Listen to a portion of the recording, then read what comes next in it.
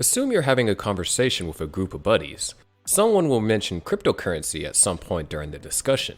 Everyone wants to talk about cryptocurrencies, but no one truly understands how they work. So, I'm going to solve that today. Since man discovered currency, it has been a vital component of our existence. They used the barter system throughout the prehistoric age. Currently, the barter system involves the exchange of goods and services. So now we have a situation in which a caveman exchanges 7 apples for oranges. Because of these obvious shortcomings, the barter system has now gone out of favor. One of these issues is that people's needs do not always correspond. You have 5 apples, for example. You want some of your friend's oranges, which he has 5 of.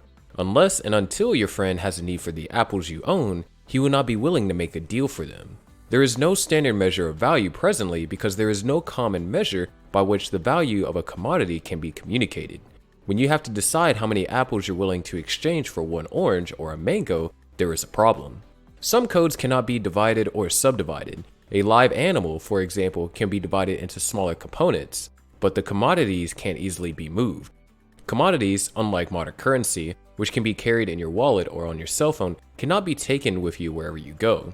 Gold-plated florins was used in Europe from 110 BC to 250 AD, while paper money became immensely popular and was used all across the world from 1680 to 1980.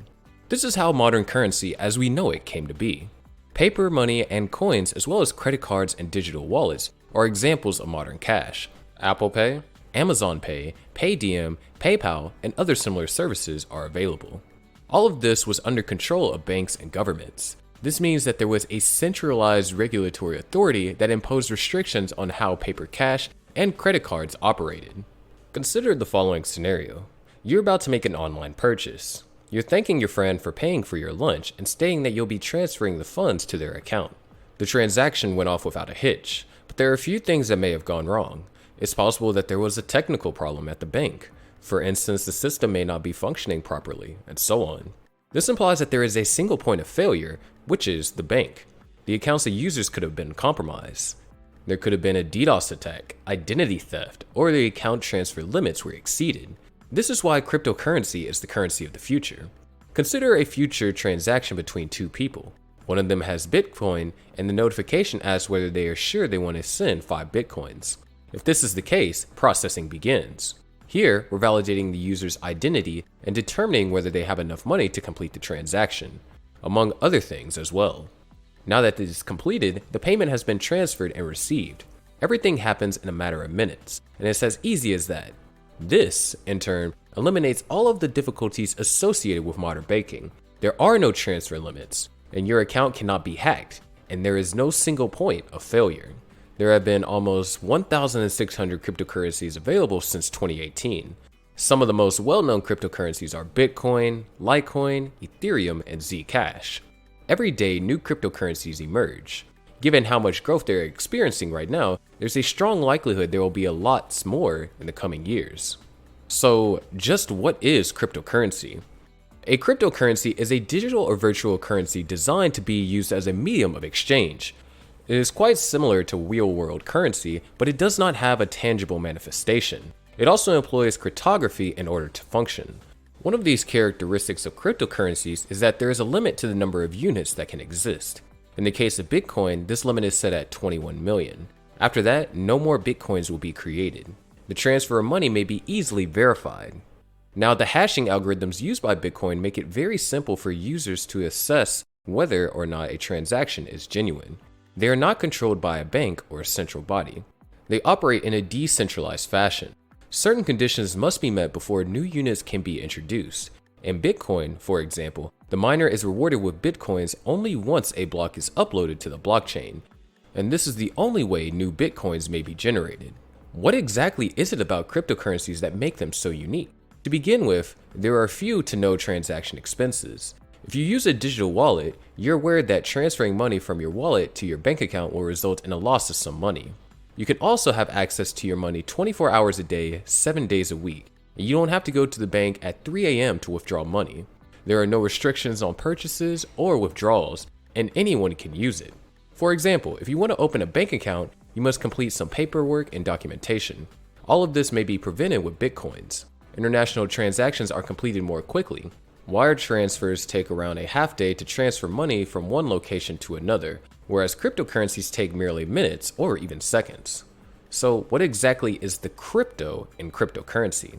Cryptography is a means of using encryption and decryption to protect communication in the presence of malicious third parties.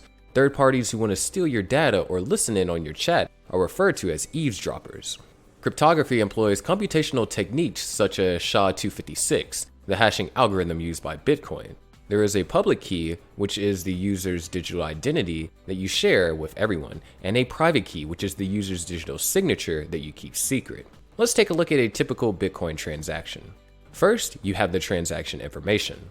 These specifics include who you want to send it to and how many Bitcoins you want to give are hashed. The SHA-256 algorithm is used for Bitcoin. The result is signed with the user's private key using a signature algorithm. This is used to identify the person in a unique way. This output is subsequently transmitted throughout the network for anyone to verify using the sender's public key. The individuals who validate the transaction to determine if it's valid or not are unknown. After that, the transaction and several others are uploaded to the blockchain, where they can no longer be modified. As I previously stated, the SHA-256 algorithm looks like this. Given how intricate it appears, I'm confident that the encryption is extremely difficult to crack.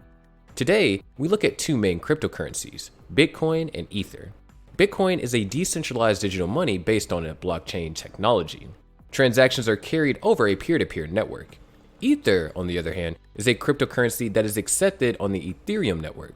When the Ethereum network was created, blockchain technology was utilized to create an open source platform for developing and deploying decentralized apps that anyone can use.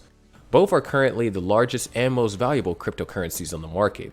They use blockchain technology, which is simply a technique that includes adding transactions to a container called a block, and constructing a chain of blocks in which data cannot be altered. Currency is created using a process known as proof of work, which is a type of mathematical challenge that must be completed before a block can be added to the blockchain. Finally, these are widely employed worldwide. Let us now discuss the distinctions. Bitcoin is used to pay money to another person, much like traditional currency. Within the Ethereum network, Ether is used as a currency as well. It can also be used for real-world transactions. Bitcoin transactions are manual, which means you must carry them out yourself.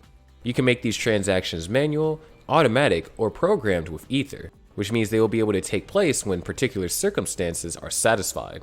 A transaction in Bitcoin takes 10 minutes, which is roughly the time it takes for a block to be added to the blockchain.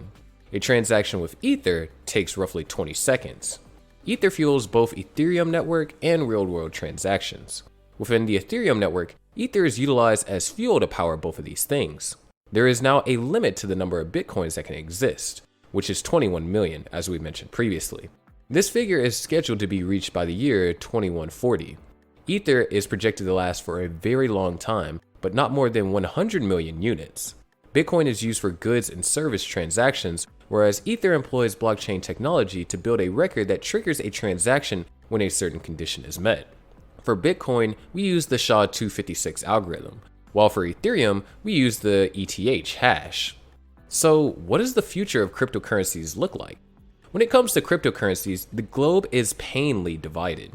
On one hand, proponents like Bill Gates, Al Gore, and Richard Branson argue that cryptocurrencies are superior to traditional currencies. On the other hand, there are those who are vehemently opposed to it. People who have won the Nobel Prize in economics, such as Warren Buffett, Paul Krugman, and Richard Shiller, label it as a Ponzi scam and a vehicle for criminal activity. There will be a clash in the future between regulation and anonymity.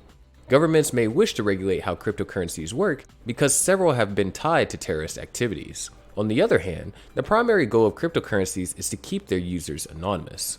By 2030, cryptocurrencies will account for 25% of national currencies, implying that a large portion of the world will begin to believe in Bitcoin as a form of commerce. It will be increasingly accepted by merchants and customers, and its volatile nature will imply that prices will continue to vary as they have for the past few years. But this brings us to the end of another video. I hope you find this information and advice useful. If you have any criticisms or questions, please leave them in the comment section below, and we'll be pleased to assist you. And most importantly, thank you for your time.